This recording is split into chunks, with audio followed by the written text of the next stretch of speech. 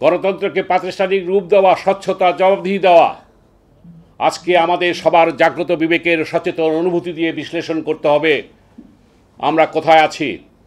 তাই তো জনতা পার্টি বাংলাদেশ বলে সেই ২৪-এর গণঅভ্যুত্থানের আকাঙ্ক্ষা এবং ৭১-এর সেই অঙ্গীকারের সমন্বয়ে এই পার্টির আগামী দিনের পথ চলা।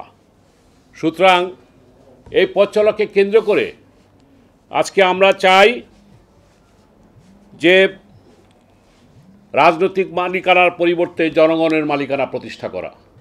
আমরা একটি মধ্যপন্থী দল, আমরা একটি উদার গণতান্ত্রিক রাজনৈতিক দল হিসাবে একটা ওয়েলফেয়ার স্টেট আমরা প্রতিষ্ঠা করতে চাই।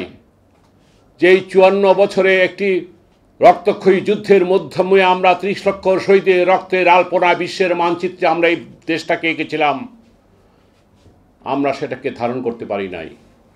আমার জুলাই যোদ্ধা হেলালের কথা আমাদের অনুজ ছাত্র, সে বলে গেছে, আর কয়টা গণ অভ্যুত্থান হলে, আর কতজনের আত্মবলিদান হলে আমরা জনগণের যে আকাঙ্ক্ষা, জনগণের যে স্বপ্ন প্রতিষ্ঠা হয়েছিল এই ২৪-এর, এটা বাস্তবায়িত হবে।